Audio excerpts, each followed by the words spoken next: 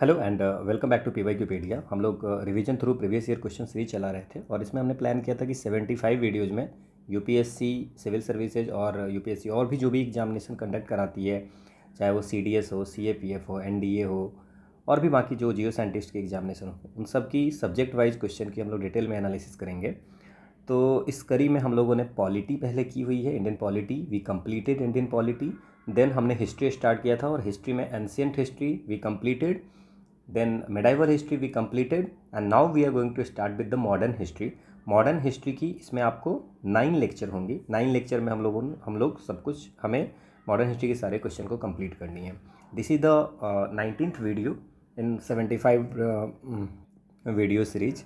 ठीक है, इसकी पीडीएफ आपको टेलीग्राम चैनल PYQ_Pedia पे मिल जाएगी। सो ये आज आपको एक वीडियो है एंड जो ये 9 वीडियो है उसमें today is the first video और इसके बाद आपको today is the 7th of May. तो 7th ऑफ मे को आपको एक वीडियो आज आपको ये होगा। देन आपको 4 क्लासेज जो हैं 8, 9, 10 और 11, इन 4 दिन में आपको 2 लेक्चर डेली होंगे। आपको एक मॉर्निंग में आपको एक क्लास होंगी और एक नाइट में क्लासेज होंगी और ऐसे करके हम लोग 11 मई तक we are going to complete the modern history series.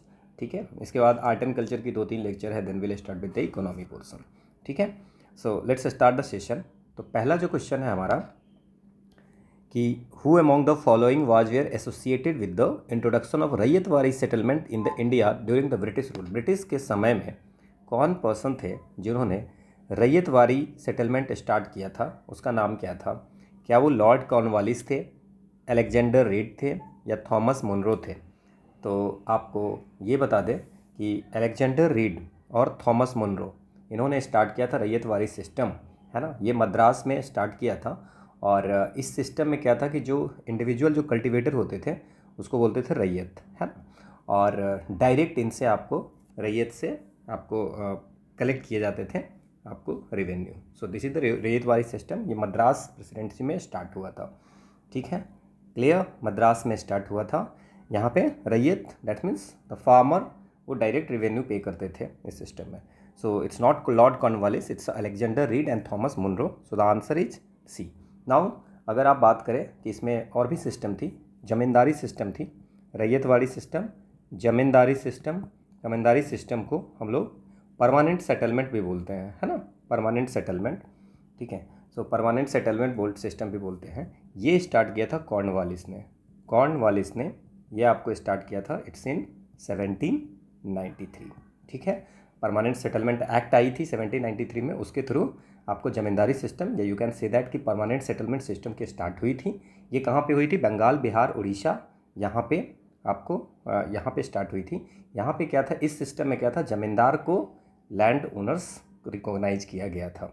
So Lord Cornwallis आप समझ गए, परमानेंट सेटलमेंट से रिलेटेड है। और एक सिस्टम हुआ करती थी महलवारी सिस्टम, इस पर और भी क्वेश्चन आएंगे। महलवारी सिस्टम ये 1833 ईस्वी में स्टार्ट हुआ था और ये बेंटिक ने स्टार्ट किया था, विलियम बेंटिक ने स्टार्ट किया था। क्लियर, ठीक है ना। ये आपको पूरी विलेज से कलेक्शन होती थी। ठीक है ना। सो 2 and 3 is the right answer. This is the explanation, उसमें सारी चीज़ें आपको दी हुई है।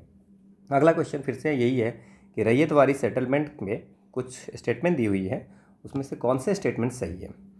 तो इसमें दिया हुआ है कि the rent was paid directly by the peasant to the government. ये हम लोगों ने बात किया था कि रैयतवाड़ी सिस्टम जो थी उसमें रैयत डायरेक्ट जो है सो गवर्नमेंट को रेंट पे करते थे। ठीक है, सो दिस इज राइट। दूसरा है the government gave pattas to the ryots. So government जो है सो जो इंडिविजुअल किसान होते थे उनको पट्टे देते थे। तो this is also right. The lands were surveyed and assessed before being taxed. ठीक है, अब इसमें लैंड को ये भी सही है कि जैसे कि रेवेन्यू कितना पे करेंगे, कैसे पे करेंगे, तो इसके लिए लैंड की होती थी सर्वे और सर्वे के अकॉर्डिंग आपको पे किए जाते थे टैक्स। जैसे ड्राई लैंड होती थी तो वहाँ पे उसको 50% टैक्स थी, वेटलैंड थे तो 60% थी। तो इस तरह से आपको लैंड को पहले सर्वे किया जाता था। जो उपजाऊ ज़मीन होगा उस पर ज़्यादा टैक्स होगी, जो कम उपजाऊ होगी उस पर कम टैक्स होगी, इस तरह से। सो आंसर क्या हो जाएगा? ये आपका तीनों के तीनों सही है। This is the explanation. अगला क्वेश्चन है again, which one of the following statement about the situation in ryotwari areas, ryotwari areas में जो सिचुएशन थी उसके बारे में कौन सा सही है, ये आपको ध्यान रखना है, ठीक है ना, करेक्ट इनकरेक्ट। नाउ क्वेश्चन है कि a large amount of land passed into the hands of the money lenders, merchants and rich peasants who usually utilize the services of the tenants. पहला तो ये है। दूसरा है landless labours became the land owners, जो landless लेवर हुआ करते थे वो आपको लैंड ओनर हो गए। It stop the practice of leasing out land to tenants at high prices, रैयतवाड़ी सिस्टम जो थी, रैयतवाड़ी एरियाज में आपको लैंड की जो लीजिंग थी, लीज मतलब किसी को देना, है ना, so leasing out land to tenants, tenants को देना, है ना, वो आपको हाई प्राइसेस पे ये ख़त्म हो गया, ये आपको बोला जा रहा है। और चौथा जो है लैंडलॉर्डिज्म, टोटली तरह से ज़मींदारी जो है पूरी तरह से आपको डिस्ट्रॉय हो गया था रैयतवाड़ी सिस्टम से। नाउ इसमें अगर आपको ध्यान रखना है तो आप इसमें क्या ध्यान रख सकते हैं कि डायरेक्ट जो है सो रैयत से जो है सो आपको रेवेन्यू कलेक्शन हुआ करता था। नाउ इसमें क्या होता था, तो इसमें जब रैयत के पास में है तो रैयत क्या करते थे कि आपको मनी लेंडर्स के द्वारा, जैसे मान लीजिए कि अगर उपजाना है तो उपजाने के लिए क्या करते थे, वो आपको रेंट पे देते थे या पैसे लेते थे मनी लेंडर्स से, और बस पैसे वो नहीं जब चुका पाते थे तो उस केस में आपको क्या करना पड़ता था, मनी लेंडर्स के हाथ में लैंड चला जाता था। तो रैयतवाड़ी सिस्टम में ये बहुत देखने को आपको मिली है। सो ये जो है आपको लैंडलेस लेबर लैंड ओनर्स हो गए, ऐसा कुछ नहीं है।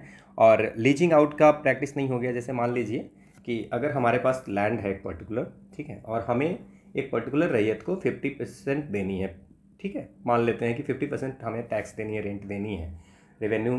तो अब इसमें क्या है कि हम ऐसा कर सकते हैं कि हम किसी दूसरे को बोल सकते हैं, लीज पे दे सकते हैं उसको, है ना। सो लीज पे दे सकते हैं और हम उसको बोलेंगे कि ठीक है तुम मुझे इसका इतना उपज दे देना, है ना, जितना आपको रेंट देना है उससे ज़्यादा आप उससे ले लोगे और उसको आपको बैठे बैठे मिल जाएगा, आपको उसमें खेती नहीं करनी पड़ेगी। तो ऐसा लीज जो है सो भी आपको देने की सुविधा थी। तो ये स्टॉप द प्रैक्टिसेज ऐसा नहीं कहा जा सकता है। और ज़मींदारी पूरी तरह से विनिष्ट हो गई थी, ऐसा भी कुछ नहीं है, ज़मींदारी उस समय भी थी। ये तो इसमें जो आपको आंसर होगा, so this is the A should be the answer, ठीक है। बाकी ये डिटेल आपको रैयतवाड़ी सिस्टम का हमने दे दिया है।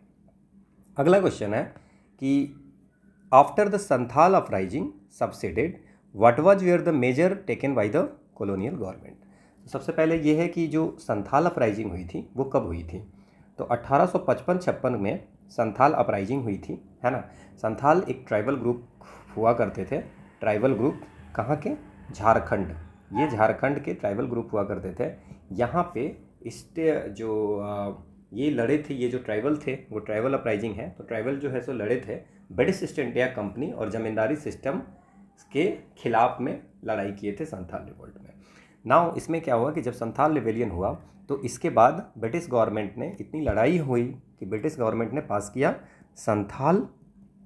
संथाल परगना टेनेंसी एक्ट, ठीक है ना।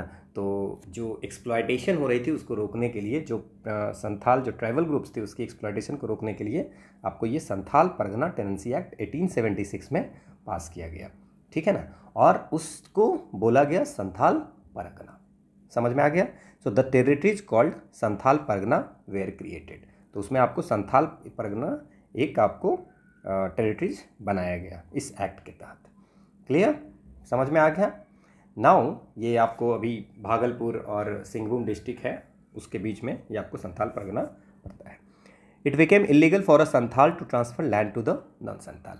इसमें ये भी था कि जैसे मान लीजिए कि संथाल जो थे, है ना, जो संथाली पीपल थे, जो संथाल ट्राइब थे, वो आपको लैंड जो है सो दूसरे जो नॉन संथाल ट्राइब थे, नॉन संथाल पीपल थे, उनको लैंड जो ट्रांसफ़र करना दैट बिकम इलीगल। समझ में आ गया। तो ये आपको ध्यान रखना है। और इसमें सो दोनों आपका दोनों सही होगा। सो दिस इज, और भी बाकी चीज़ें हैं, है ना, तो वो भी आप इस पर देख सकते हैं इसमें, ठीक है। This is the explanation. इसमें आपको impact of the Santhal rebellion का क्या क्या इम्पैक्ट पड़ा, इट इज रिटेन देयर। अगला क्वेश्चन है कि which one of the following is a very significant aspect of Champaran Satyagraha. अब चंपारण सत्याग्रह के बारे में कुछ चीज़ें आपको दी हुई है। नाउ यू कैन न्यू, आपको पता होगा कि चंपारण सत्याग्रह जो है सो वो आपको कब हुआ था? 1917 में ये चंपारण सत्याग्रह है बिहार में हुआ था अगेंस्ट तीन कठिया सिस्टम। सो तीन कठिया सिस्टम के खिलाफ ये हुआ था। और जो लोकल लीडर हुआ करते थे बृजकिशोर प्रसाद और राजकुमार शुक्ला, है ना, बृजकिशोर प्रसाद और राजकुमार शुक्ला, ये जाते हैं लखनऊ सेक्शन ऑफ कांग्रेस में।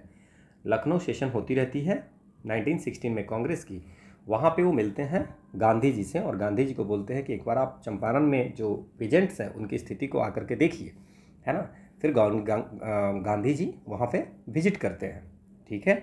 सो इट इज़ क्या है और इससे फ़ायदा क्या होता है कि चंपारण, उसके बाद खेदा, अहमदाबाद, है ना, ये सारी हैं।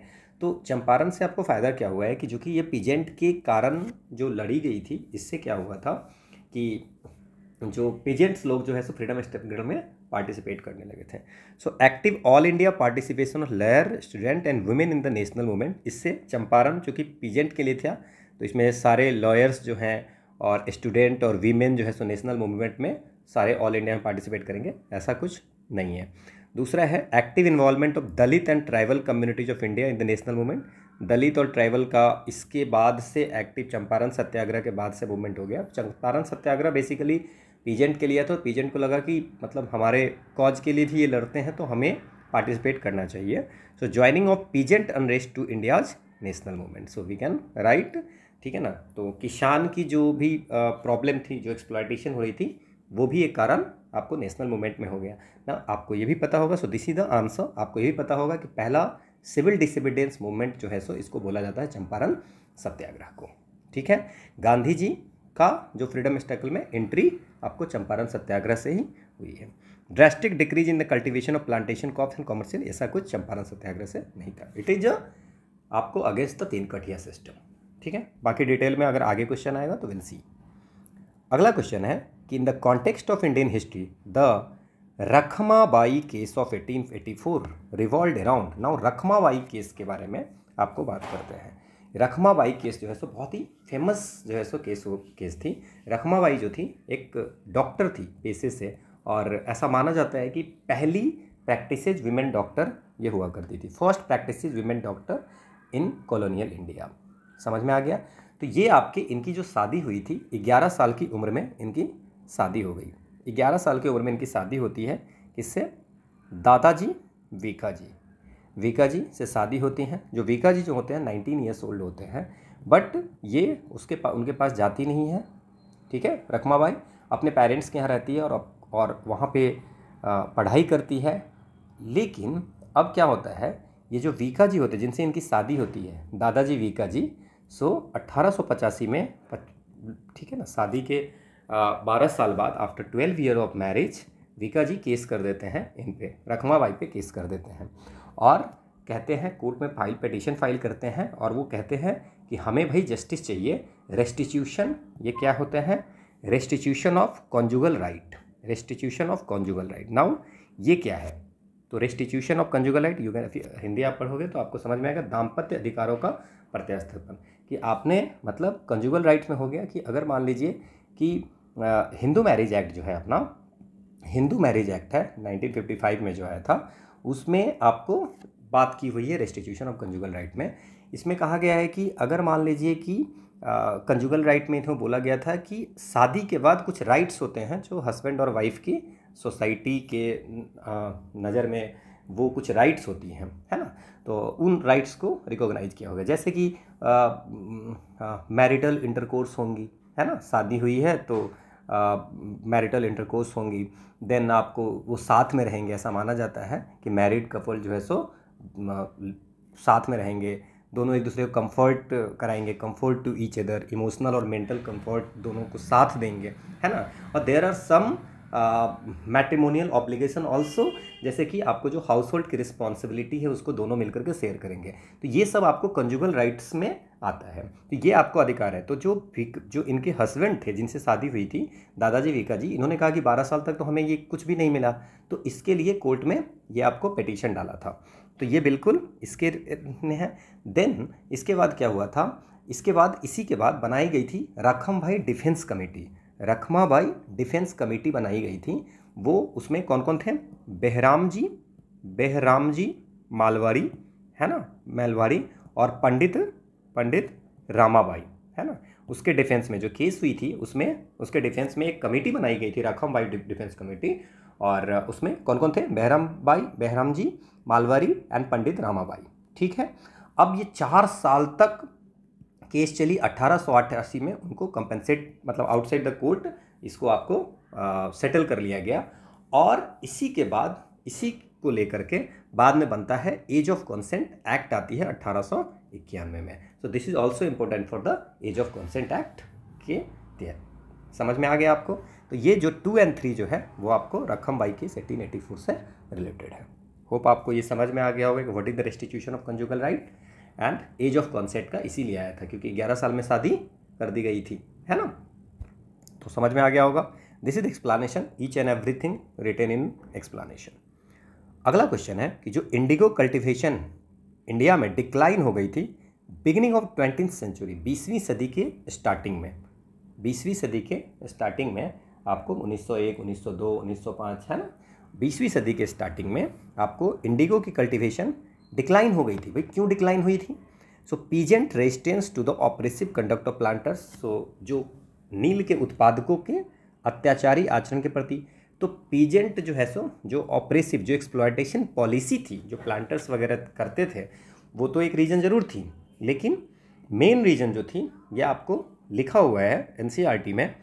सो it's unprofitability in the world market because of new invention, नई नई इन्वेंशंस आ गई, है ना, सिंथेटिक इंडिगो आ गई। क्या आ गई? सिंथेटिक इंडिगो आ गई, जिस कारण से आपको ये प्रॉफिट इसकी कम हो गई, इसलिए ये डिक्लाइन कर गया।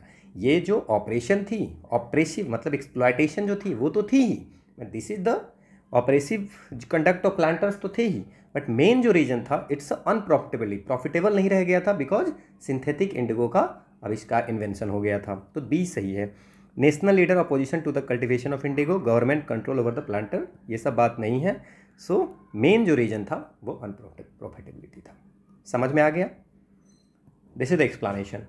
अगला क्वेश्चन है with reference to the Indian history Alexander Rea, A.H. Longhurst, Robert Sewell, James Burgess, Walter Elliot, ये सब क्या थे, कौन थे?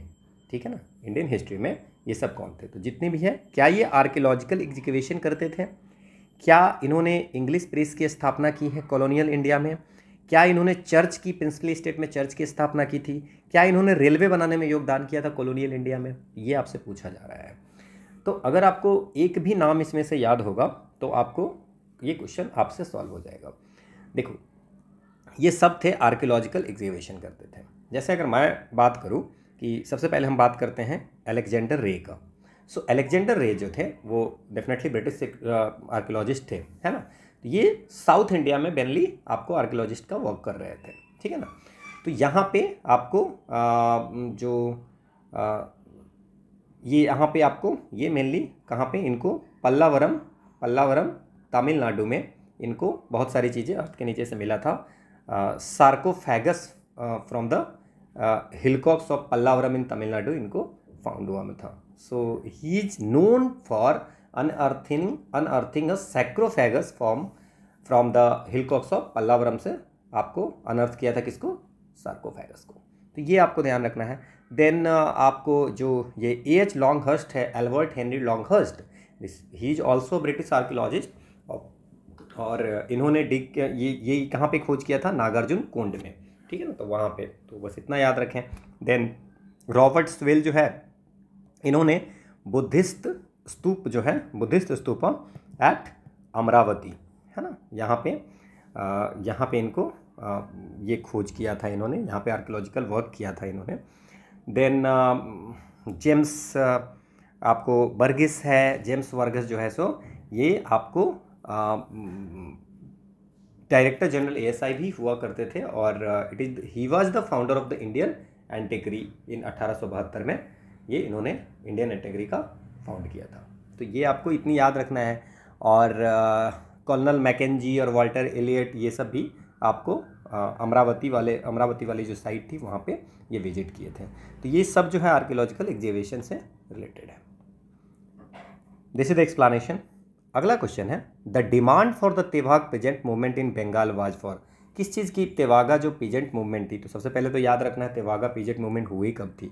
सो 1946-47 में होती है तिवागा किसान आंदोलन होती है। कहाँ पे होती है? बंगाल में होती है।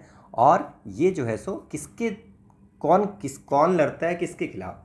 सो ये जो होते हैं जो शेयर क्रॉपर्स होते हैं, शेयर क्रॉपर्स, ठीक है ना। Again it is against the oppressive landlords, oppressive landlords जमींदार के खिलाफ, जिसको हम लोग जोतेदार बोलते हैं उसको।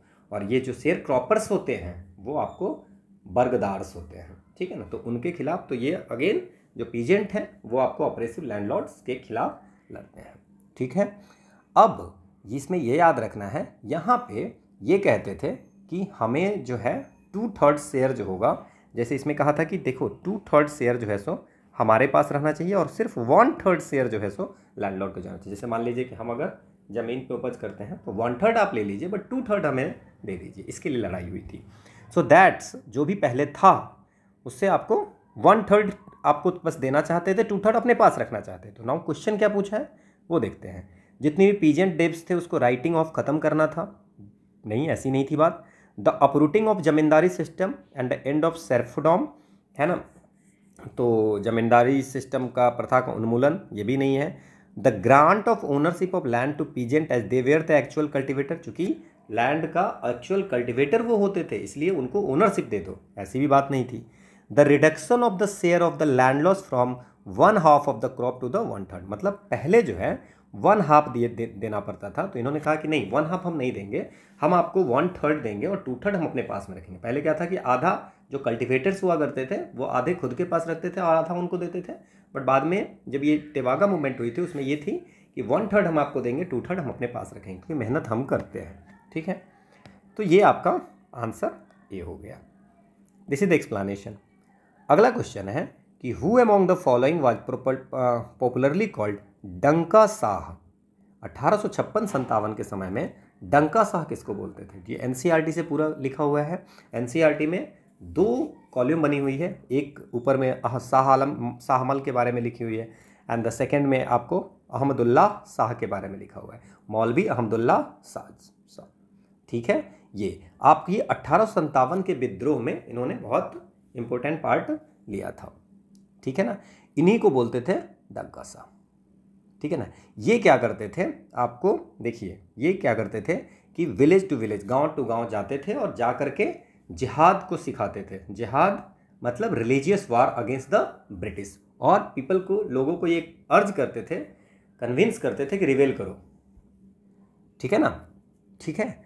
सो इसीलिए पॉपुलरली इनको डंका साह बोलते थे, ठीक है ना। मतलब जाके जगह जगह जा करके आप सबको बोल रहे हो, है ना, तो इसीलिए इनको डंका पीटना, आप समझ रहे होंगे ना, ड्रम होता है तो उसी तरह कि लोगों को अवेयर करना, तो इसलिए इनको डंका साह से नाम से भी जाना जाता था। ये पूरी एनसीईआरटी की आपको लिखी हुई, you can read these things, ठीक है ना, आपको इसको पढ़ सकते हो।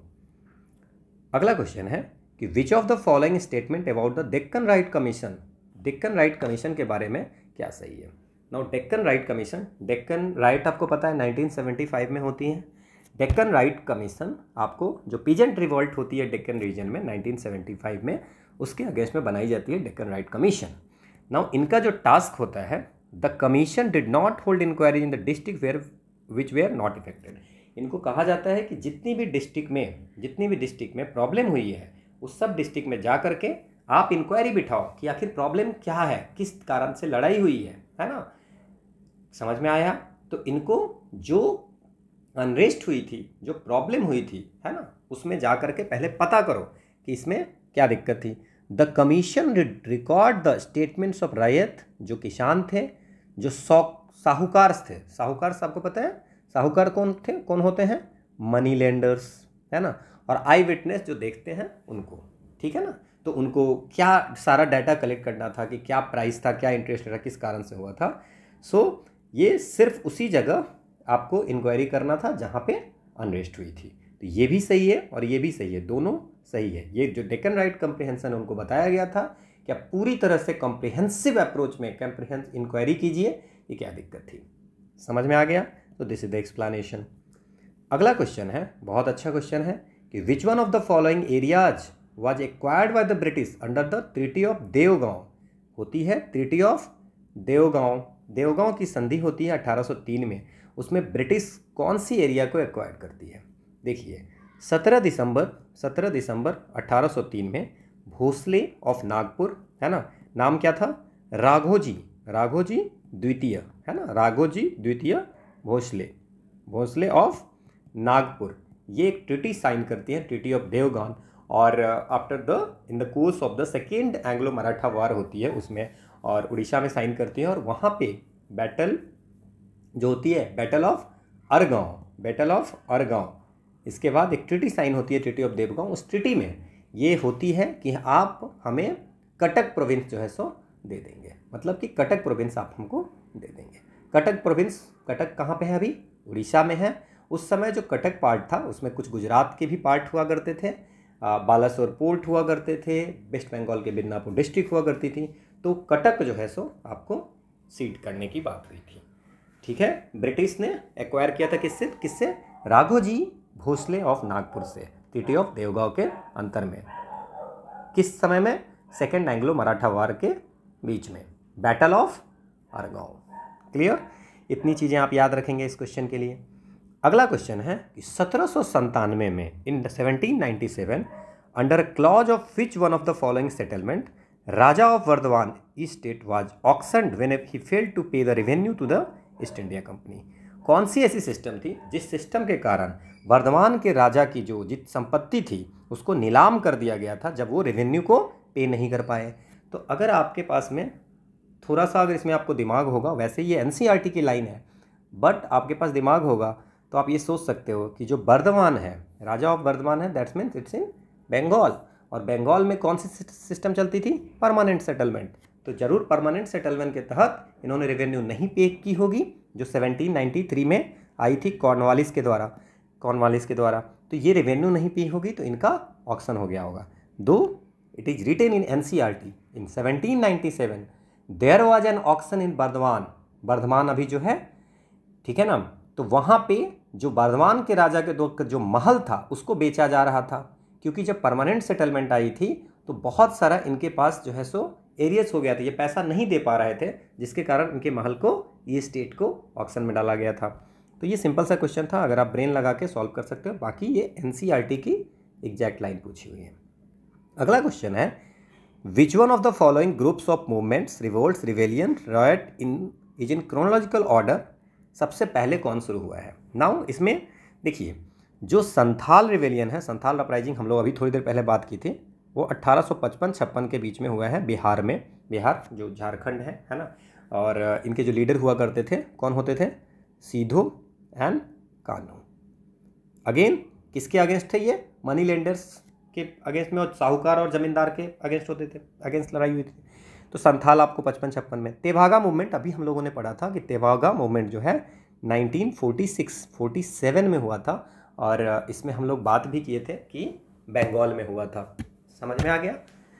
इसके बाद जो डेक्कन राइट्स हैं वो हमने अभी बात की थी 1875 में, डेक्कन राइट कमीशन वाली जब बात कर रहे थे तो उसमें हम लोगों ने बात किया था। इसके बाद ये हो गई कोल रिवेलियन जो है ये 1832 में हुआ था। ये आपको अगेन छोटा नागपुर जो जगह है, ट्राइबल्स ने ये लड़ाई की थी। अगेन ब्रिटिशर्स और मनी लेंडर्स के अगेंस्ट था। और इनके जो हीरो थे वो कौन थे? बोधो। जो लीडर थे वो थे बोधो भगत। ठीक है, तो ये आप याद रखेंगे। देन संथाल हो गया, डेक्कन राइट हो गया, संथाल अपराइजिंग, तेवाग, कोल हो गया। कुका रिवॉल्ट, जो कुकीज रिवॉल्ट थी 1917 और 1919 में ये आपको था। और कुका जो है सो आपको अभी न्यूज में भी था। सो ट्राइब मणिपुर में हुआ था। Again it is against the British exploitation, है ना।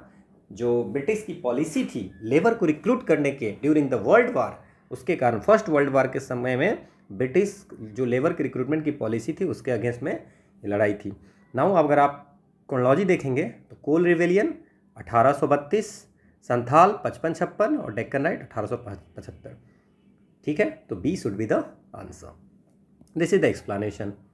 अगला क्वेश्चन है कि consider the following assessment of land revenue on the basis of nature of the soil and quality of crops, use of mobile cannons in warfare, cultivation of tobacco and red chilies, which of the above was were introduced into India by English। कौन ऐसी चीज़ें हैं इसमें से, तीनों में से, जो इंग्लिश के द्वारा, अंग्रेजों के द्वारा लाए गए थे। पहला क्या है कि land revenue, assessment of land, जो सॉइल की जो कंडीशन है, सॉइल की जो नेचर है, उसके बेसिस पे, जो क्वालिटी ऑफ क्रॉप्स है, जो क्वालिटी ऑफ सॉइल्स है, उसके बेसिस पे आपको लैंड रेवेन्यू ली जाती थी। ये अंग्रेज ने लाया था?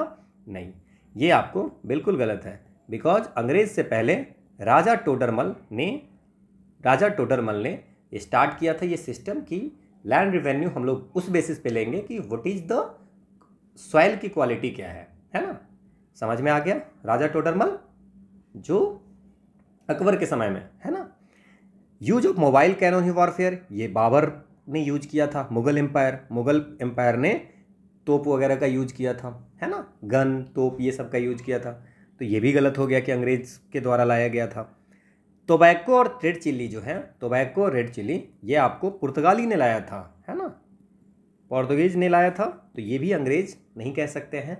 सो वी कैन यहाँ पे कंक्लूड क्या करेंगे कि तीनों में से तीनों जो है सो कोई भी ऐसा नहीं है जो इंडिया में इंग्लिश के द्वारा लाया गया हुआ है। ठीक है, ये पहले से ही थी मीन्स। अगला क्वेश्चन है कि what was the immediate reason for Ahmad Shah Abdali to invade India and fight the third battle of Panipat. Panipat की तीसरी जो युद्ध हुई थी उसका अहमद शाह अब्दाली के साथ हुई थी। तो पानीपत की जो तीसरी युद्ध हुई थी उसमें क्या कारण था जो अहमद शाह अब्दाली जो है सो इंडिया में आक्रमण किया, भारत पर आक्रमण करने का क्या कारण था? So he wanted to avenge the expulsion by Maratha of his viceroy Taimur Shah from Lahore. देखो this is the right answer. हुआ क्या था कि मराठा क्या किया था, उनकी जो लाहौर में जो वायसराय उन्होंने रखा था तैमूर शाह जो वहाँ के लाहौर के वायसराय थे, उसको मराठा ने भगा दिया था। ठीक है ना। तो उस कारण से उसकी बदला लेने के लिए थर्ड बैटल ऑफ पानीपत हुआ था। अहमद शाह अब्दाली, हम उसको अहमद शाह दुरानी भी बोलते हैं, और मराठा कमांडर सदाशिव राव के बीच में हुआ था। ठीक है ना, 1761 में। So this is the right. ये the frustrated governor of Jalandhar Adina Beg Khan invited him to invade, वो इन्वाइट किया था। He wanted to punish Mughal administration, नहीं, मराठा के साथ लड़ाई हुई थी। He wanted to annex the fertile plain of Punjab, नहीं, ऐसा कुछ नहीं था। So this is the answer. Immediate जो रीजन था ये था, बाकी और भी रीजन हो सकते है, but this is the immediate reason, है ना। लाहौर से उनके तैमूर शाह जो उनके वायसराय थे, लाहौर उनको भगा दिया था। अगला क्वेश्चन है, कुछ स्टेटमेंट दी हुई, इसमें से कौन सा सही है? The first telegraph line in India was laid between Calcutta and Diamond Harbour. पहली जो टेलीग्राफ लाइन थी वो कहाँ से कहाँ के बीच में चली थी, ये है। दूसरा है the first export processing zone, है ना, इन इंडिया, जो कांडला में थे।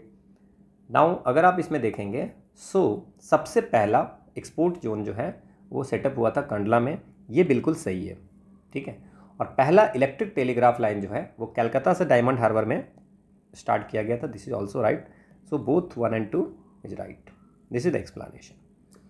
अगला क्वेश्चन है कि with reference to the revolt of the year, who of the following was betrayed by friend, दोस्त के द्वारा धोखा दिया गया, captured and put to death by British, और धोखा देने के बाद ब्रिटिश ने उसको कैप्चर कर लिया और उसको मार दिया, है ना। कौन थे? नाना साहेब, कुंवर सिंह, खान बहादुर खान, तात्या टोपे। देखो अगर आप कहानियाँ जानते होंगे तो कुंवर सिंह होंगे नहीं, नाना साहब भी नहीं होंगे, है ना। तात्या टोप के जो फ्रेंड हुआ करते थे वो थे मान सिंह। ठीक है। और मान सिंह जो थे वो फ्यूडेटरी, जो सामंत थे, फ्यूडेटरी ऑफ सिंधिया। ठीक है ना। और जो सिंधिया ऑफ ग्वालियर थे, आप पढ़े होंगे कि कौन से फेवर में नहीं थे 1857 की युद्ध, तो Scindia of Gwalior against the revolt. समझ में आइए, सिंधिया ऑफ ग्वालियर जो है सो रिवोल्ट के अगेंस्ट में थे, और सिंधिया की ऑफ ग्वालियर की जो फ्यूडेटरी में थे वो आपको मान सिंह ने धोखा दिया आपको, किसको? तात्या टोपे के फ्रेंड थे, और वो जो है सो आपको, ठीक है ना, और ये इनको आपको ले जा करके और ले गए जब ये सोए हुए थे, है ना, जंगल में, तो उस समय इसको आपको ले जा करके और फिर इसको बाद में मार दिया। तो see this is the Tatya Tope, this is the explanation. अगला क्वेश्चन है कि which one of the following territories was not affected by 1857 के विद्रोह में कौन सी टेरिटरी ऐसी थी जो आपको अफेक्टेड नहीं थी? झांसी आपको पता होगा, रानी लक्ष्मीबाई, जगदीशपुर कुंवर सिंह, लखनऊ बेगम हजरत महल। तो answer should B Chittor. Chittor 1857 में अफेक्टेड नहीं थी। अगला क्वेश्चन है in India the first bank of limited liability manage by Indians and founded in 18। कौन सी बैंक थी जो 1881 में स्टार्ट हुई थी? ठीक है, तो 1881 में स्टार्ट जो हुई थी बैंक, उसका नाम था अवध वाणिज्यिक बैंक, अवध कॉमर्शियल बैंक। सो ये पूरी इंडियन थी, first entirely Indian joint stock bank जो थी अवध कॉमर्शियल बैंक, जो कहाँ पे स्टार्ट की गई थी? That's in Faizabad, Faizabad. लेकिन ये 1958 में कोलैप्स हो गया और ख़त्म हो गया। उसके बाद दूसरा जो है लाहौर में, लाहौर में 1895 में बना था क्या? Punjab national bank. ठीक है, जो अभी भी आपको है, and this is the one of the largest bank. SBI के बाद ये पंजाब नेशनल बैंक का नाम आता है। सो दिस इज द आंसर। अगला क्वेश्चन है कि which one of the following is not correct?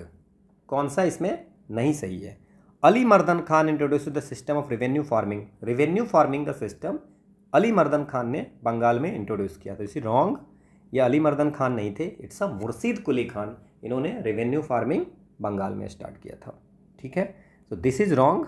तो ए हो गया। इसके अलावा आप नहीं पढ़िए, पढ़ना है पढ़ लीजिए। Maharaja Ranjit Singh set up modern foundries to manufacture cannons बनाने के लिए लाहौर में महाराजा रंजीत सिंह ने, है ना, आपको मॉडर्न फाउंड्रीज सेट किया था। Sawai Jai Singh of Amber has Euclid's elements of geometry translated into Sanskrit. ठीक है ना, यूक्लिड के एलिमेंट्स ऑफ ज्योमेट्री करके एक बुक थी, उसको संस्कृत में ट्रांसलेट करवाया था सवई जयसिंह।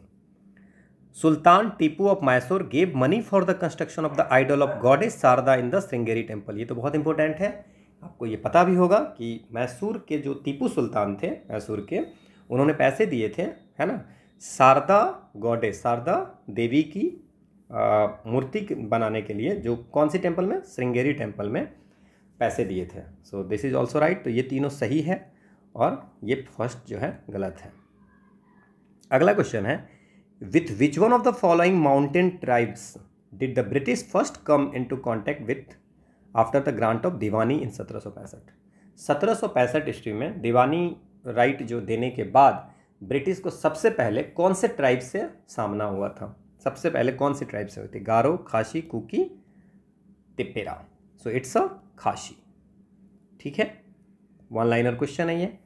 अगला क्वेश्चन है कि which one of the following submitted in 1857 a petition to the House of Common demanding India direct representation in British Parliament. कौन सी ऐसी आपको कौन सी ऐसी एसोसिएशन है जिन्होंने एक पिटीशन दी थी, है ना, 1875 में, कि इंडिया का डायरेक्ट रिप्रेजेंटेशन होना चाहिए ब्रिटिश के, ब्रिटिश पार्लियामेंट में इंडिया का डायरेक्ट रिप्रेजेंटेशन होता था। ये आपको हाउस ऑफ कॉमन्स में जाकर के पिटीशन देकर के आया था। ये डेक्कन एसोसिएशन थी, द इंडियन एसोसिएशन की थी, द मद्रास महाजन सभा, द पूना सार्वजनिक सभा।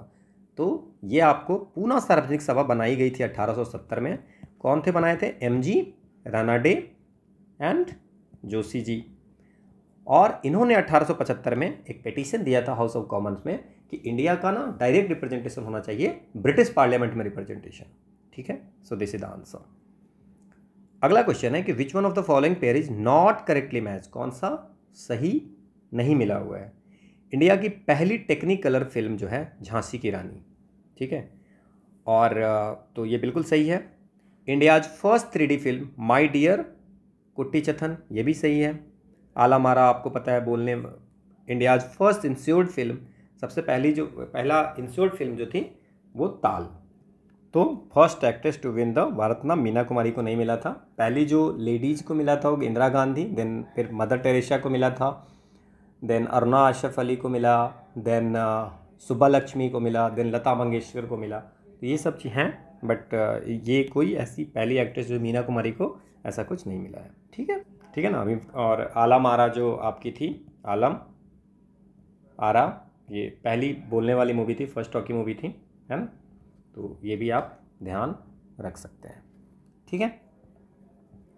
अगला क्वेश्चन है कि who among the following Indian rulers establish embassies in foreign countries on modern lines. अभी जैसे एम्बेसी सेट होती है उसी तरह कौन ऐसा इंडियन रूलर था जो उस समय भी, है ना, वो आपको एम्बेसीज सेट किए थे फॉरेन कंट्री में, और कहाँ कहाँ किए थे ये भी आप याद रख सकते हो। सो वो टीपू सुल्तान थे जिन्होंने एम्बेसीज की रखी थी, अभी जैसे एम्बेसीज होती है वैसे, फ्रांस में, तुर्की, इजिप्ट, ये सब जगह पे आपको अपनी एम्बेसी सेट की थी। क्लियर। अगला क्वेश्चन है कि who among the following was the first European to initiate the policy of taking part in the quarrels of Indian princes with a view to acquire territories. कौन ऐसा European था जो सबसे पहले शुरुआत किया था कि भैया जो इंडियन प्रिंसेज है उसमें जो लड़ाइयाँ होती है ना, उसमें पार्ट लो और टेरिटरी को एक्वायर करो, ठीक है। तो ये कौन थे भाई, ये आपको डिप्लेक्स थे, है ना, डिप्ले थे जो आपको उनका वो लड़ाइयों में पार्ट लेते थे और फिर आपको टेरिटरीज को गेन करते थे, ठीक है। इनका एम्बिशन ही था कि जितनी ज़्यादा फ्रांस के लिए जितनी ज़्यादा हो इंडिया में टेरिटरी को आपको एक्वायर करें। इसके लिए इन्होंने क्या किया था कि जो नेटिव प्रिंसेज वगैरह थे उनसे आपको रिलेशन बना रहे थे, है ना, और उनसे मिलकर के नेटिव ट्रूप्स बना रहे थे, इनको सिपाही बोलते थे, उनको ट्रेन करते थे फ्रेंच में, है ना। समझ में आ गया, है ना। तो ये आपको they want to increase the French empire, है ना। This is the explanation. अगला क्वेश्चन है, ये एक एडवर्टीजमेंट छपी थी, वो कब छपी थी? The marvel of the century, the wonder of the world, living photographic picture in life size reproduction by Messrs Lumiere brothers cinematography. A few exhibition will be given at Watson Hotel tonight. Appear in the Times of India date is 7th अगस्त। कौन सी ईस्वी में था? ये आपको 7 जुलाई है, not अगस्त, 7 जुलाई 1896 को ये आपको एडवर्टीजमेंट टाइम्स ऑफ इंडिया में छपी थी। दिस इज द एडवर्टीजमेंट, ठीक है, 7 जुलाई 1896। अगला क्वेश्चन है कि the word adivasi was use for the first time to refer the tribal by. कौन ऐसा पर्सन था जिन्होंने सबसे पहले आदिवासी वर्ड का यूज किया था, ठीक है ना। वो थे थक्कर बप्पा जी, ठीक है, थक्कर बप्पा। इनका नाम था अमृतलाल विठल दास थक्कर, इनको थक्कर बप्पा भी बोलते थे, है ना। और he was a social worker, ये सोशल वर्कर थे, और इन्होंने पूरे लाइफ अपनी जो ट्राइबल पीपल है गुजरात में, जो ट्राइबल पीपल थे उनकी कंडीशन को अपलिफ्ट करने में काम किया, और इन्होंने ही ये वर्ड दिया था आदिवासी, ठीक है, प्रिमिटिव पीपल। अगला क्वेश्चन है, ये आपको मार्क किए हुए हैं 1 2 3 4, और इसमें बोल रहा है कि ये कौन से होंगे इसमें। तो जो मराठा कॉन्फेडरेसी थी, मराठा कॉन्फेडरेसी थी, है ना, अराउंड 1795 के आसपास में। तो इसमें 5 क्लान्स हुआ करते थे, इसके 5 क्लान्स होते थे। One is the Peshwa of Pune, Peshwa कहाँ के थे? पुणे के, पेशवा ऑफ पुणे। सिंधिया मैंने बता दिया, सिंधिया ग्वालियर के, होलकर इंदौर के, गायकवाड़ बड़ौदा के, और भोसले नागपुर के। ना अगर आपको थोड़ा सा इसमें आइडिया होगी, है ना, तो आप इसमें आराम से कर सकते हो कि जो कि 1 क्या होगा, 2 क्या होगा, 3 क्या होगा एंड 4 क्या होगा, है ना। नाउ अब बस आपको ध्यान ये देना है कि इसमें कौन सी प्लेसेस कौन सी होंगी, ठीक है ना। सो अब 1 2 3 4 में 1 4 क्या होगा ये आपसे पूछा जा रहा है। सो सिंधिया कहाँ पे होगा? सिंधिया कौन होगा? सिंधिया कहाँ पे होगा? Madhya Pradesh. So this is the Scindia. So 1 में सिंधिया होगा, सो ठीक है, तो सिंधिया हो गया। सो सेकेंड जो होगा वो वहीं पे पास में होगा, सिंधिया ग्वालियर, देन आपको इंदौर। तो ये 1 and 2 Scindia and Holkar we can say, ठीक है ना। देन 3 and 4 की अगर बात करें, सो गायकवाड़ जो है वो बड़ौदा का है, ठीक है ना। सो बड़ौदा होगा तो इधर साइड में होगा, इधर है ना, गुजरात की तरफ। So 3 Baroda and then this is the 4 Bhosale. थोड़ा बहुत पॉइंट इधर से उधर होगा, बट एट दैट टाइम वही एरिया हुआ करती थी। So A should be the answer and you can see that this is the Scindia, Holkar, Gaekwad और भोसले, ये आपको, और पेशवा। तो ये आपको याद रखना है विथ डायग्राम। अगला है कि मोदी स्क्रिप्ट जो है सो डॉक्यूमेंट्स में डाले जाते थे। कहाँ के डॉक्यूमेंट्स में? होयसाल डायनेस्टी के, मराठा के, जमूरियन की या वोडियास के में था। सो मोदी डॉक्यूमेंट जो होते थे वो मराठा एम्पायर के डॉक्यूमेंट्स में स्क्रिप्ट थे। So we can write Maratha, और जो रेवेन्यू और एडमिनिस्ट्रेटिव रिकॉर्ड्स को मेंटेन करने के लिए इस स्क्रिप्ट का यूज किया जाता था। अगला है कि in which one of the following years was the first telegraphic connection establish? Europe और इंडिया के बीच में सबसे पहला टेलीग्राफिक कब स्टार्ट हुआ था? ये हमने अभी थोड़ी देर पहले बात की थी कि डलहौजी ने इलेक्ट्रिक टेलीग्राफ सिस्टम का इन्वेंट किया था, और ये 1851 में। और पहला टेलीग्राफ जो है वो आपको कलकत्ता से आगरा ओपन हुआ था 1854 में। बट इसमें कह रहा है कि यूरोप और इंडिया के बीच में टेलीग्राफिक कनेक्शन कब हुई थी? तो आपके ऑप्शन में देख लो 1854 भी है, 1851 भी है। तो आपसे पूछा जा रहा है कि पहली, ये तो ठीक है टेलीग्राफ इंट्रोड्यूस हुआ था यहाँ पे, बट टेलीग्राफ में सबसे पहले इंडिया और यूरोप के बीच में कब बात हुई थी, कब स्टार्ट हुई थी? तो ये आपको 1865 में हुई थी। वेरी इंपॉर्टेंट वन, ठीक है। तो ये आपको, अब इस क्वेश्चन को सॉल्व करके आते फिर आप सोचते हैं कि हम तो सही करके आए हैं। यहाँ पे क्वेश्चन आपसे पूछा रहा है कि पहला टेलीग्राफ कनेक्शन यूरोप और इंडिया के बीच में कब स्टैब्लिश हुआ, ये नहीं पूछ रहा है कि कब इंडिया में लाया गया है। सो 1865 इज द आंसर।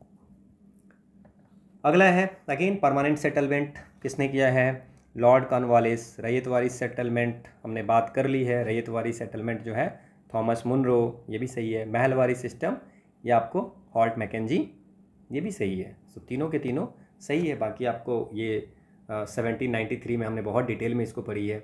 1820 के आसपास में आपको रैयतवारी सिस्टम 1820 के आसपास में, एंड ये 1787 से 1876 के आसपास में ये था।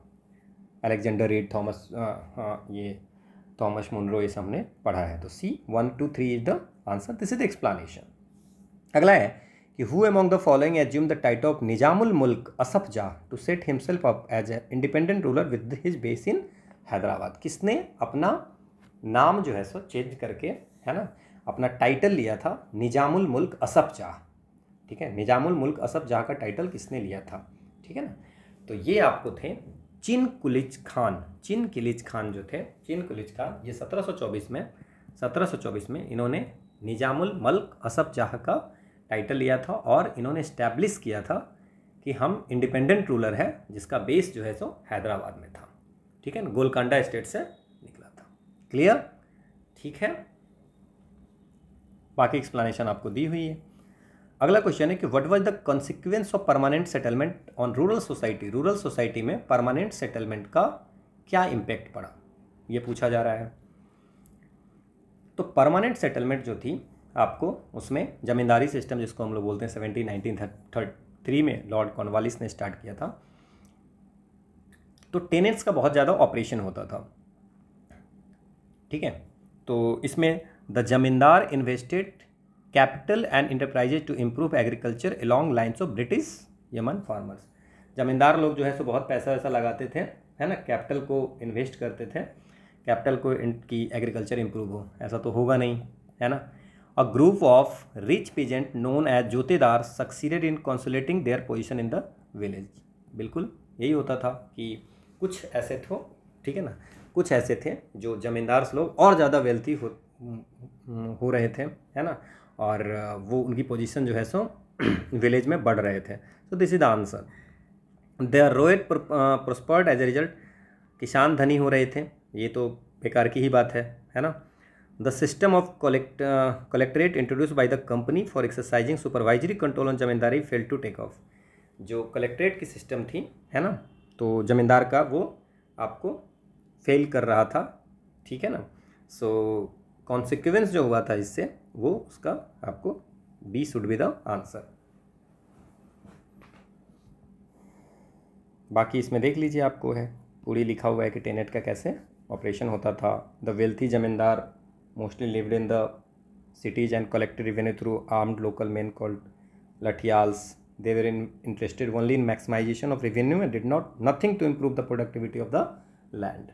ठीक, अगला क्वेश्चन है, by the early 19th century British carried out detailed survey. The effort was to know the topography, the soil quality, the flora, the fauna, the logical history and the cropping pattern. NCERT का question है कि early 19th century में British ने detail सर्वे पूरे entire country की कराई थी. उसमें आपको रेवेन्यू के लिए किया गया था कि टोपोग्राफी क्या है, क्वालिटी, सॉइल की क्वालिटी क्या है, कैसे फ्लोरा फाउना वहाँ पे होते हैं, हिस्ट्री क्या है लोकल्स लोगों की, लोकल हिस्ट्रीज क्या है, क्रॉपिंग पैटर्न क्या है ना, कि उस रीजन को एडमिनिस्टर करने के लिए पहले ये पता होना चाहिए. तो ये दोनों लाइन एनसीईआरटी से ली हुई है and this is both are right. This is the NCERT से रिटन. अगला क्वेश्चन है कि which of the following is correct statement about both the Mughal and Ottoman empires in the 16th century. So Ottoman empire और Mughal empire के लिए कौन से statement सही है? Both of these empires had powerful navies that engaged European navies. Both of these empires expanded through the use of gunpowder, weapons and extensive bureaucracy. Both of these empires gave little monetary support to artistic and cultural endeavors. Mughal बहुत ज़्यादा देते थे, तो ये तो सी तो होगा ही नहीं आंसर, है ना. In both of these empires the majority of the people were Muslim. ऐसा नहीं है, मेजोरिटी जो है सो मुगल में मुस्लिम नहीं हुआ करते थे. तो ये दोनों तो ऐसे ही गलत है. नाउ दोनों के पास पावरफुल नेवीज होते थे, है ना, दैट एंगेज यूरोपियन नेवीज. देखिए अब एनसीईआरटी में लिखा हुआ है कि the relationship between the Mughal and the Ottomans was marked by the concern to ensure free movement for merchants and pilgrims in the territories under Ottoman control. लड़ाइयाँ तो हमेशा इनके साथ होती थी, है ना. तो ये आपको इसमें नाउ इसमें क्या होगा आंसर? ये आपको दोनों पावरफुल नेवीज हुआ करती थी, ऐसा नहीं है दोनों के पास पावरफुल नेवी नहीं होना पड़ती थे. बट देखो जो मुगल एम्पायर हुआ करती थी, ओटमन एम्पायर और सफ़ाविड एम्पायर थे, इसको बोला ही जाता था gunpowder empire, gunpowder empire. बाकी क्योंकि इनके पास बहुत स्ट्रॉन्ग मिलिट्री पावर हुआ करते थे, जो गन पाउडर का और जो इनोवेटिव आर्टिलरी थे उसकी यूज करते थे, है ना. और इसी को यूज करके they are expanding their territory. समझ में आ गया? तो ये आपको आंसर बी होगा. अगला क्वेश्चन है कि which of the following would be the most useful source of evidence for research about the agrarian history of 16th century and 17th century. कहाँ से हमें ये पता चलता है, कौन सा सोर्स ऐसा है जिससे हमें आपको जो एविडेंस मिलती है कि कैसी हमारी खेती की एग्रीकल्चर की हिस्ट्री थी 16वीं शताब्दी में और अर्ली 17वीं शताब्दी में. तो आपको एनसीईआरटी में लिखा हुआ है कि our major source for the agrarian history of the 16th and early 17th century are chronicles and documents from the Mughal court. So chronicles and documents from the Mughal court एकदम exact NCERT से peasant जमींदार and the state book है ना, वहाँ से ये आपको line पूरी कॉपी पेस्ट की हुई है. अगला है कि a branch of scholarship that flourished in Europe particularly from the 15th to the 18th century and were devoted to the appreciation, chronicling and classification of historic and non-organic relics, monuments and old text. अब क्या है उसको कौन सी book क्या बोलते हैं, है ना.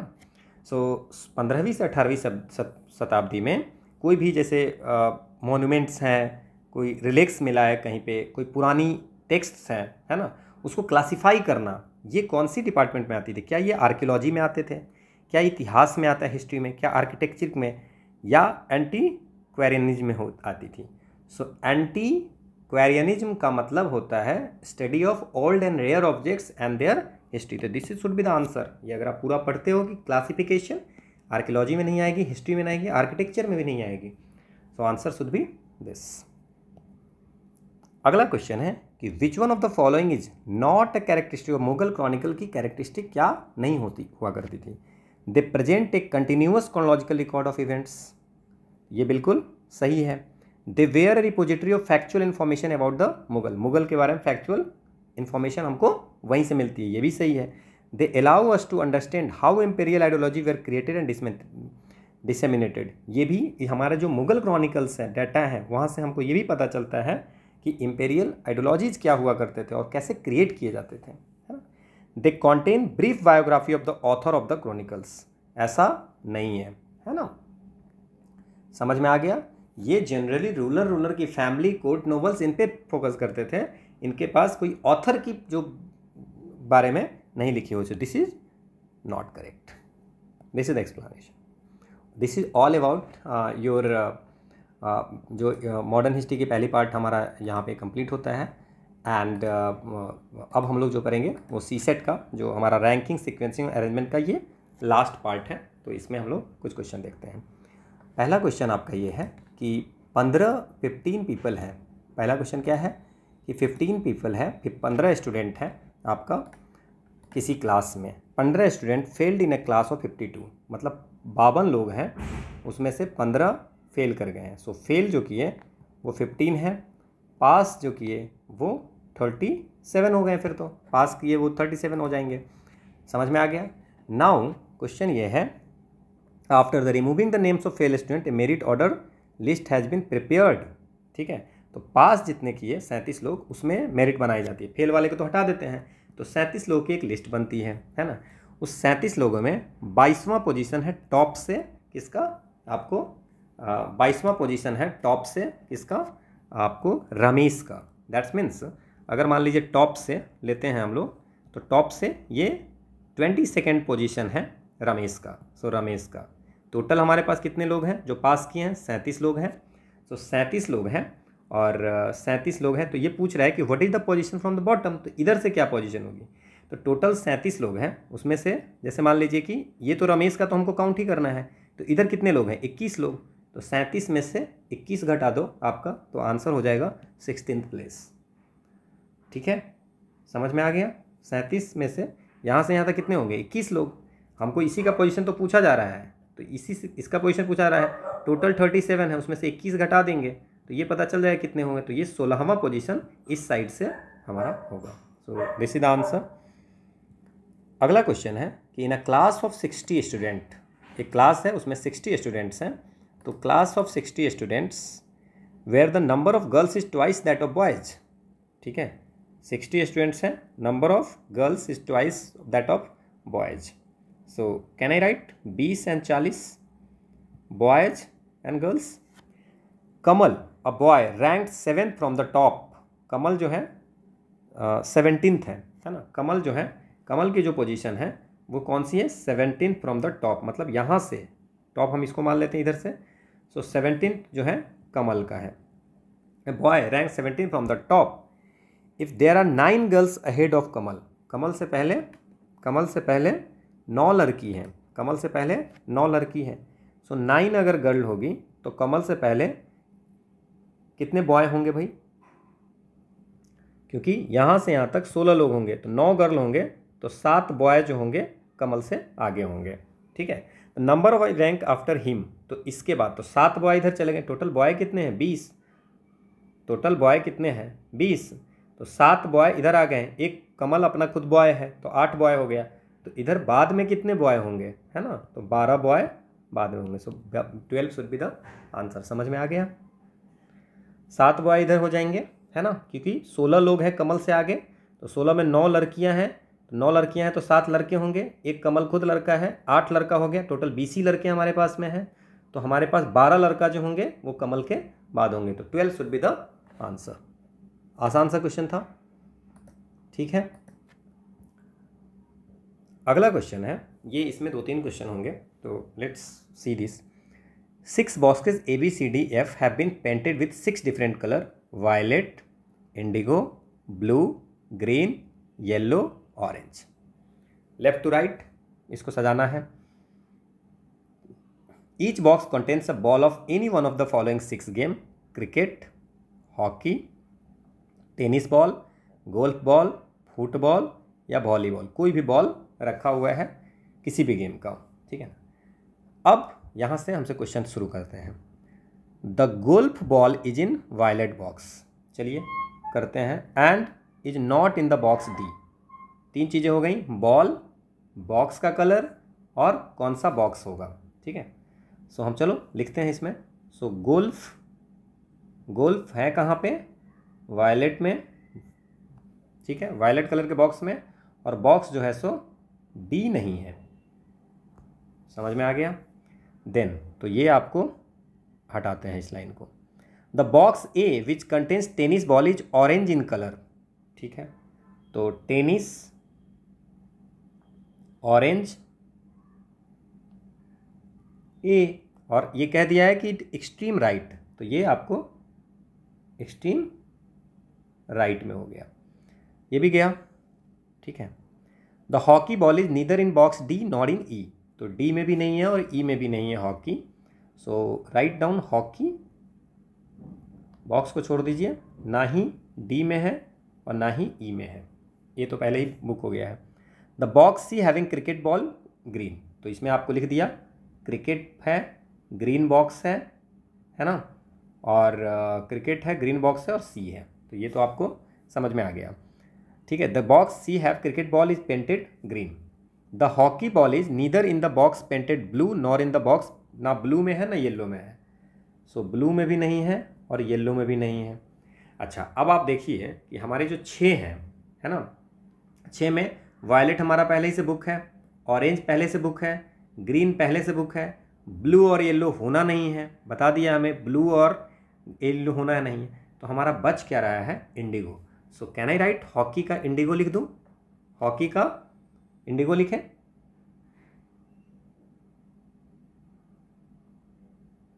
ठीक है। Now the box C is 5th from right and next to box B, C जो है 5th फ्रॉम राइट है, 5th फ्रॉम राइट, ठीक है, and next to box B, और बी के बगल में है। The box B contains volleyball, तो वॉलीबॉल जो है, वॉलीबॉल बी, यहाँ तक कोई दिक्कत नहीं है। The box containing the hockey ball is between the box containing golf और वॉलीबॉल के बीच में, गोल्फ और वॉलीबॉल के बीच में, गोल्फ और वॉलीबॉल के बॉल में बीच में हॉकी है। इतनी सारी इन्फॉर्मेशन आपको दी हुई है। अब आप समझिए कि हॉकी का तो इंडिगो आपको फिक्स हो गया कि हॉकी का इंडिगो ही होगा, क्लियर। अच्छा, बॉक्स में हॉकी का देखो, डी तो होगा नहीं, सी पहले से ही बुक है, ए बी पहले से, ए होगा नहीं, बी पे होगा नहीं, तो बुक हॉकी का कौन सा हो जाएगा, हॉकी का एफ, तो यहाँ पे यू कैन राइट एफ, ठीक है। गोल्फ बॉल का डी नहीं होगा, ए भी नहीं होगा, एफ भी नहीं होगा, सी भी नहीं होगा, बी भी नहीं होगा, ठीक है, तो ये कैन आई राइट ई, ठीक है, ई ए एफ सी बी, ठीक है। एक और बॉल बच रहा है क्या हमारा, गोल्फ हो गया, गोल्फ, टेनिस हो गया, हॉकी हो गया, अच्छा फुटबॉल हमने यहाँ पे नहीं है, सो चलो ठीक है, फुटबॉल का देख लेंगे हम लोग, ठीक है। अब देखो क्वेश्चन क्या क्या पूछा है, which one of the following boxes contain the golf ball, golf ball e box, तो एक तो आंसर आपका बन गया कि ई आंसर होगा। दूसरा क्वेश्चन जो है, which of the following statement is are correct, D is painted yellow, F is painted indigo, B is painted blue, all of the above, ये आपसे पूछा जा रहा है, ठीक है। चलो देखते हैं हम लोग क्या है, डी येलो, डी का येलो, डी जो है ओके अभी ये नहीं फाइनल हुआ है, फुटबॉल का डी हो जाएगा, फुटबॉल डी, ठीक है। अब हम लोग थोड़ा सा इसको सॉल्व करते हैं। अब अगर हम इसमें देखते हैं तो जो ये आपका क्वेश्चन है, D is painted yellow, F is painted indigo, so आप यू कैन सी दैट कि हॉकी एफ है और एफ इंडिगो है, ये हमने देखा था, तो ये आंसर होगा। अब एक बार और देख लेते हैं कि और भी कोई सही है क्या। बी जो है, बी के बारे में हमें कुछ पता ही नहीं है ना, बी के बारे में हमें कुछ पता ही नहीं है कि कौन से कलर से हैं, तो इसको हम लोग छोड़ देते हैं। तो आंसर जो आपका एफ ही आपको इंडिगो हम लोग इसमें लगा सकते हैं। इसके बाद जो क्वेश्चन है, आपको ना डी का पता है ना बी का पता है, तो ऑल ऑफ द अबव नहीं होगा, इट शुड बी आपको B should be the answer, ठीक है, क्लियर। अब बात करते हैं हमारा the football is in the box of which colour, ये भी आपको पता नहीं है हमें, क्योंकि फुटबॉल जो है आपको बता दिया गया, फुटबॉल के बारे में हमें कोई इन्फॉर्मेशन नहीं दी गई है, बट ये पता है कि फुटबॉल जो है जो डी बॉक्स में है, बट कलर हमारा कुछ भी फिक्स नहीं है। अब ये दो हमारा कलर के लिए बचता है, तो इसमें कोई भी हो सकता है, जैसे violet, orange, indigo, green, violet तो हो गया, अब हमारा ब्लू और येलो में है, तो यहाँ भी ब्लू हो सकता है या येलो हो सकता है, यहाँ भी ब्लू येलो हो सकता है ना। तो ये कांट बी डिटरमिन, कहीं पे आपको इसको डिटरमाइन नहीं किया सकता है, डाटा हमारे पास में इनएडिक्वेट है। समझ में आ गया? So this would be the answer. This is all about the CSAT portion and this is all about the today's class. हम लोग कल दो वीडियो करेंगे, 2 क्लास करेंगे, और कल से भी 3-4 दिन तक हम will do 2 classes each day, so that कि हम लोग मॉडर्न हिस्ट्री कंप्लीट कर लेंगे। Then will start with the art and culture.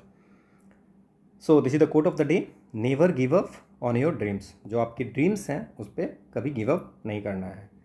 Thank you for watching. This is the PDF Telegram channel जहाँ पे आपको PDF मिल जाएगा, और this is the YouTube link. Thank you all for watching. Will meet in next class. Thank you.